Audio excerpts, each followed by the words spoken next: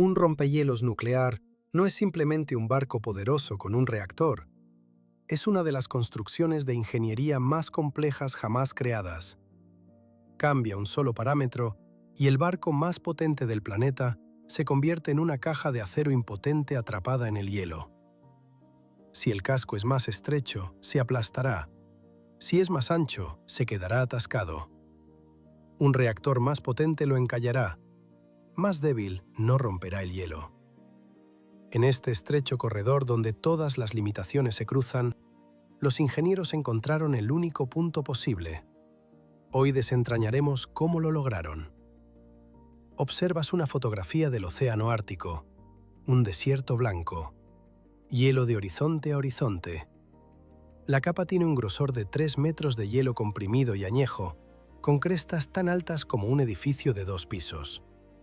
Temperaturas de 40 grados bajo cero. La noche polar que se extiende por meses. Ningún barco común sobreviviría aquí. El hielo no es simplemente agua congelada. Es una masa en movimiento, comprimida por corrientes y vientos, que se superpone y crea presiones capaces de aplastar el casco de un petrolero en cuestión de horas, como si fuera una lata de refresco. Y en medio de este paisaje, avanza un barco. No es una lancha ni un buque de investigación reforzado para el hielo. Es un barco completo de 173 metros de largo y 33.000 toneladas de desplazamiento. No esquiva el hielo, lo atraviesa directamente, día y noche, meses enteros, sin detenerse para repostar. Detrás de él, un canal de agua clara por el que siguen petroleros y gaseros. Para entender por qué un rompehielos necesita un reactor nuclear, primero debemos comprender cómo rompe el hielo. La mayoría de la gente imagina un rompehielos como un ariete, un morro de acero que se estrella contra la pared de hielo y la atraviesa. Esto es incorrecto. Si un rompehielos funcionara como un ariete, las cargas de impacto serían tan colosales que destruirían el barco en unos pocos viajes. Un rompehielos rompe el hielo mediante flexión. Esa es la palabra clave. Su proa es redondeada, con una inclinación de 20 a 25 grados respecto al horizonte, y se desliza sobre la superficie helada. Como un esquí que se desliza sobre la nieve en lugar de clavarse en ella. Miles de toneladas de acero se posan sobre la lámina de hielo. El peso del barco presiona hacia abajo. El hielo actúa como una viga sobre el agua. En su parte inferior se generan tensiones de tracción. Y el hielo, como cualquier material frágil, resiste de 3 a 5 veces peor la tracción que la compresión. Cuando la tensión supera el límite de resistencia, la grieta se inicia desde abajo y corre instantáneamente hacia arriba. El hielo se rompe. No por impacto, por flexión. Este mecanismo requiere significativamente menos energía que la trituración directa.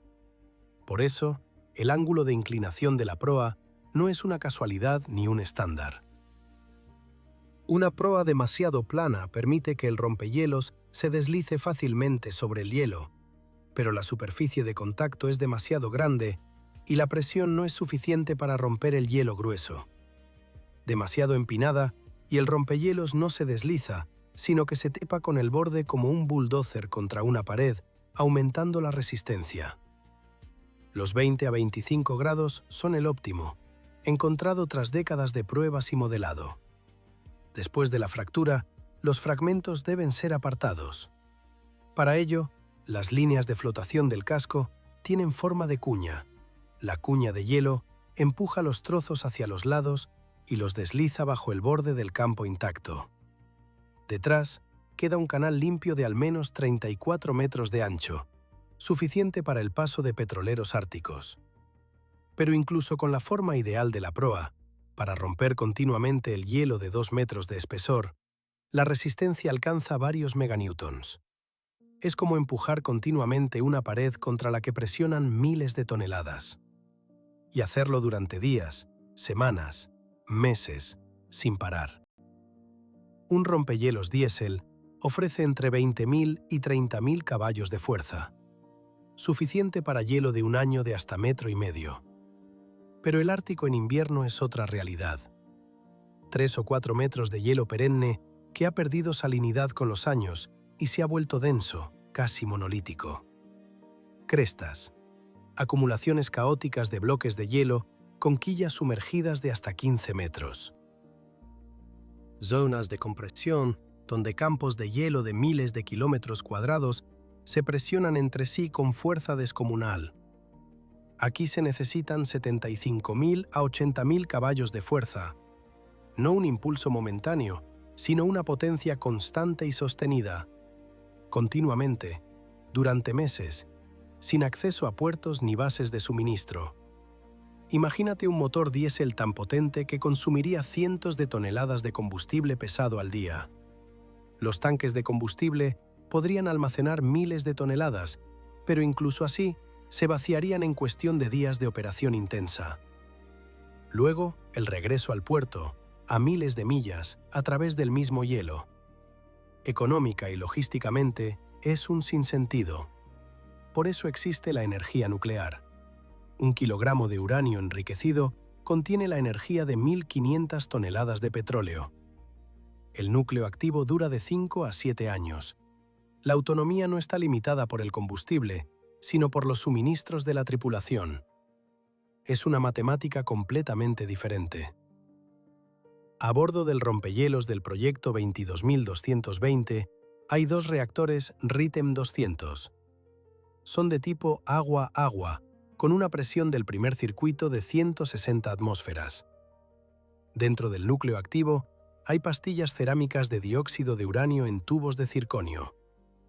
El circonio se elige porque es casi transparente para los neutrones, permitiendo la reacción en cadena.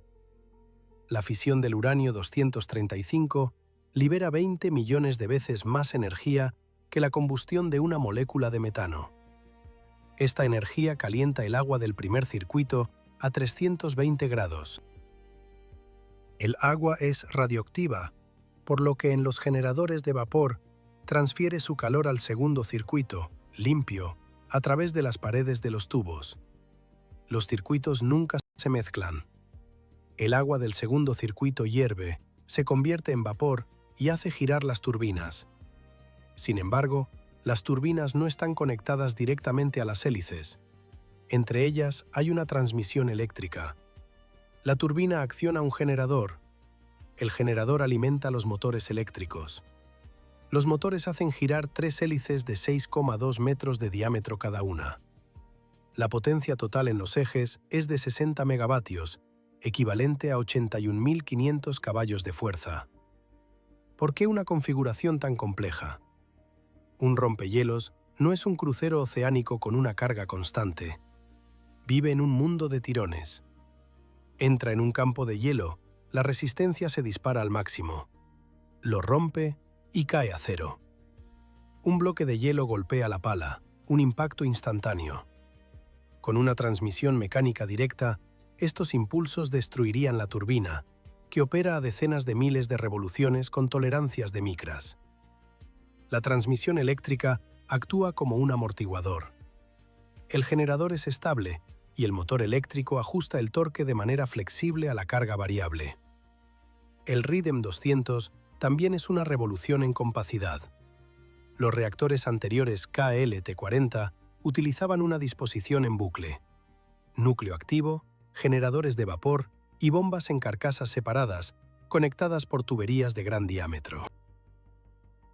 La ruptura de una de estas tuberías era el peor escenario de diseño.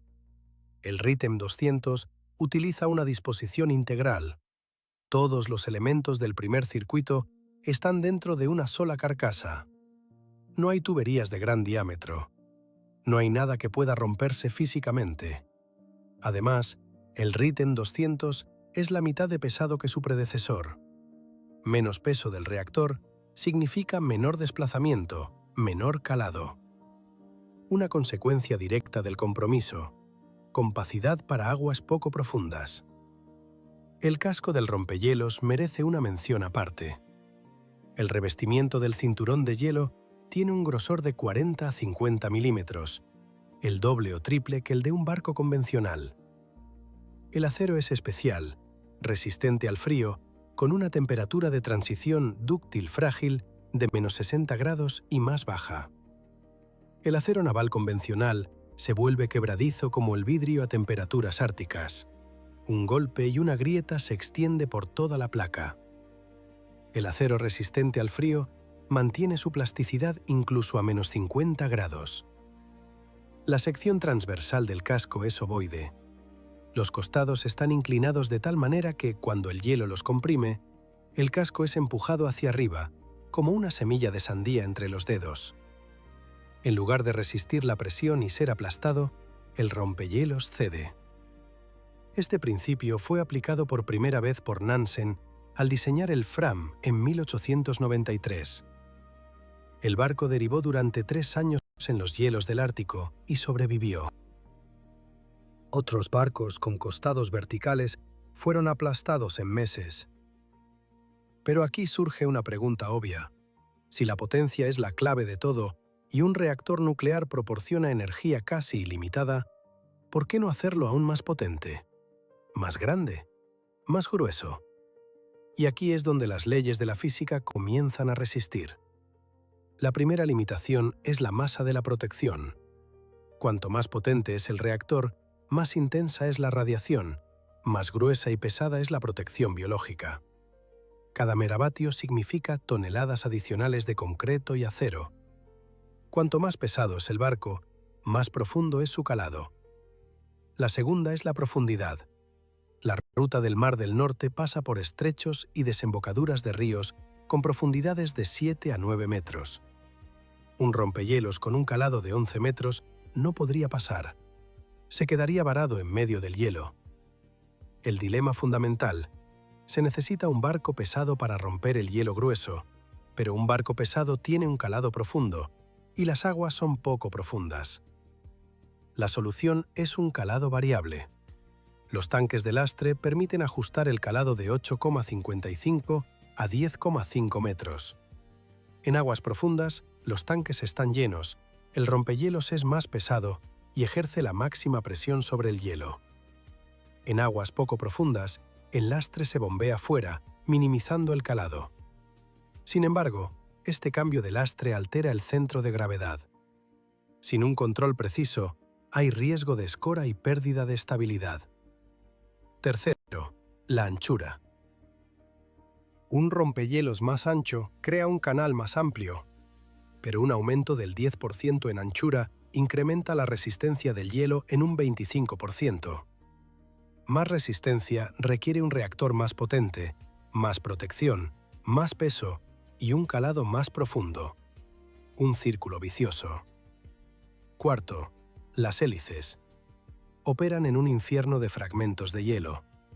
Si una pala se rompe, el desequilibrio en el eje provoca vibraciones que pueden destruir los cojinetes y el eje. Las palas se fabrican gruesas con bronce especial, pero una pala gruesa es menos eficiente, generando menos empuje por megavatio. Resistencia versus eficiencia.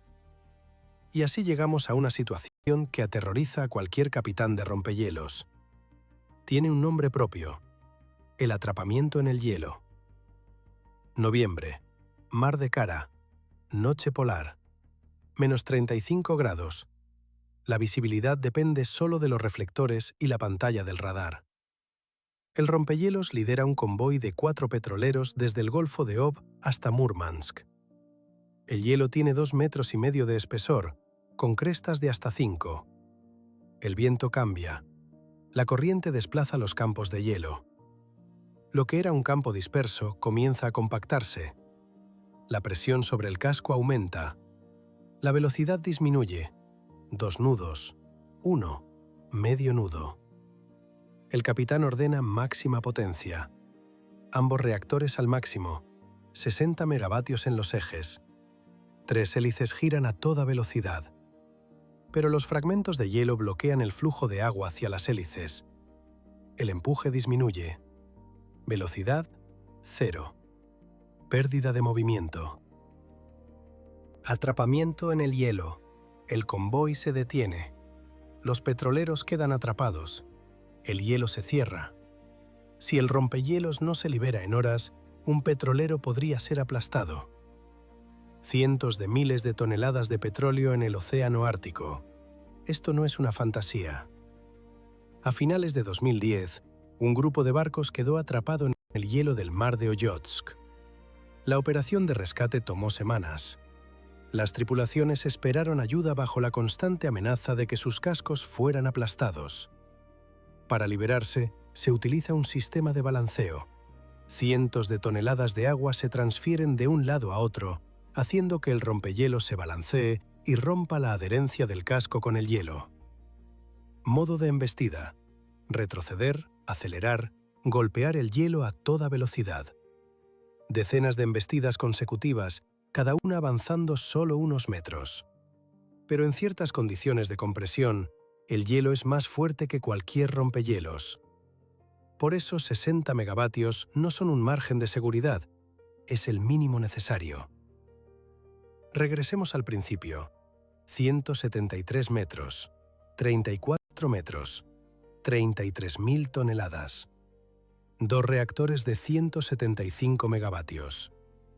Ahora ves estos números de otra manera. No son solo especificaciones. Son las coordenadas de un punto donde todas las limitaciones se cruzan.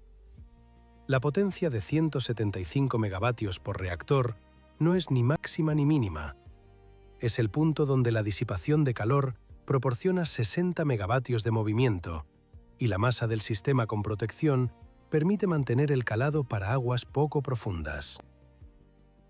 La anchura de 34 metros es el mínimo para guiar petroleros y el máximo donde la resistencia no supera el empuje. Un calado de 8,55 a 10,5 es el corredor entre las aguas poco profundas del Golfo de Ob y las profundidades del Ártico. No es un vuelo a máxima potencia, es operar en un estrecho corredor operacional donde todas las fuerzas están equilibradas. Un paso a la izquierda, falta potencia. Un paso a la derecha, falta profundidad. Y en este equilibrio hay ventajas ocultas que rara vez se consideran.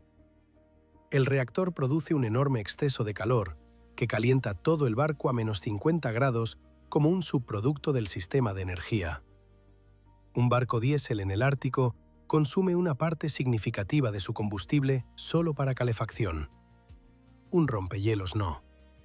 Las plantas de evaporación, que operan con el calor excedente, convierten el agua de mar en agua dulce, permitiendo autonomía durante meses sin necesidad de reabastecerse en puerto. Y aquí está el gran paradoja del que casi nadie habla. Un rompehielos nuclear es una de las embarcaciones más ecológicas del planeta. Cero emisiones de CO2, cero hollín, cero óxidos de azufre. Un rompehielos diésel de esta potencia consumiría cientos de toneladas de fuelóleo pesado al día, liberando miles de toneladas de dióxido de carbono y toneladas de hollín negro que se deposita sobre el hielo blanco, acelerando su deshielo. En el frágil ecosistema polar, donde cualquier contaminación persiste durante décadas, esto es de vital importancia.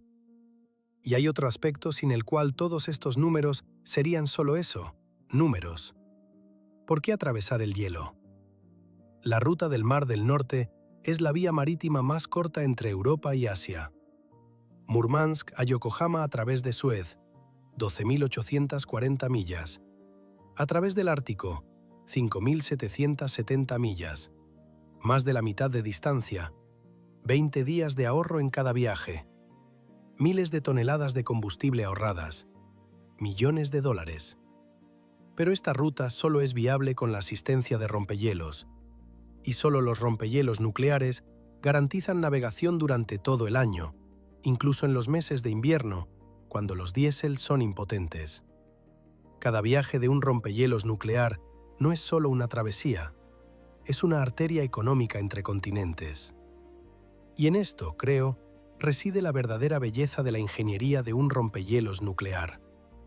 No es simplemente un barco, es un diálogo constante con las leyes de la naturaleza, con la física del hielo, que dice, te aplastaré si no eres lo suficientemente fuerte, con la física nuclear, que exige pagar cada megavatio con cientos de toneladas de protección, con la geografía de los bajos fondos árticos, que dice, Si eres más pesado, no pasarás. Cada rompehielos nuclear es una respuesta a todas estas demandas simultáneamente. No es perfecto, no es máximo.